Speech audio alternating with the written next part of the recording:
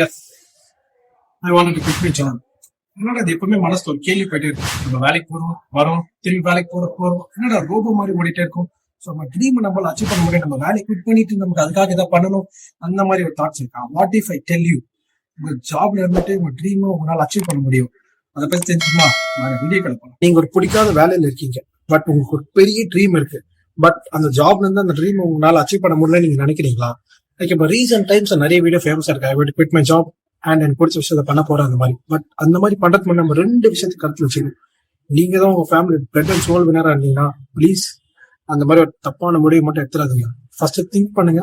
And ரெண்டாவது விஷயம், family யாருமே உங்களுக்கு டிபெண்ட் பண்ணி இல்லையா, அப்பனா you can take the decision. உங்களுக்கு என்ன பிடிச்சோ அதை நோக்கி நீங்க பண்ணிட்டு போய்கிட்டே இருக்கும்.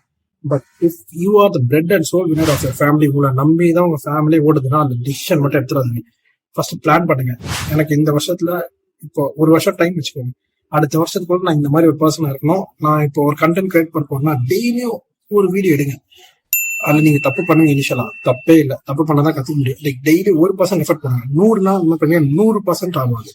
ஸோ இந்த மாதிரி நம்ம பிளான் பண்ணி பண்ணோம்னா நம்ம லைஃப்ல நம்மளால ஈஸியா க்ரோ முடியும். நானும் இப்போ அந்த மாதிரி ஒரு சுச்சுவேஷன்ல தான் இருக்கேன். நமக்கான வண்டி வேணும்னா நாம கொஞ்ச நேரம் வெயிட் பண்ணி தான் ஆகணும். அடுத்த வண்டியில் நம்மளால ஏறி போக முடியாது. அதே மாதிரி தான் நம்ம லைஃப்லயும் நம்ம ட்ரீம்க்கு நம்ம தான் உழைக்கணும். டெய்லி அட்லீஸ்ட் ஒரு 1% எஃபர்ட் போடணும். இந்த மாதிரி நீங்க ஒரு 10 நாள் பண்ணா உங்களுக்கே தெரியும் கன்சிஸ்டன்சி. அதுதான் காம்பவுண்டிங் எஃபெக்ட். ஸோ நம்ம கையில தான் இருக்கு நம்ம லைஃப் மாறுறதும் இல்லை அப்படியே இருக்கிறதும். ஸோ நானும் அந்த மாதிரி ஒரு பிளேஸ்ல தான் இருக்கேன். Go together and we'll grow together. Next வீடியோல பார்ப்போம்.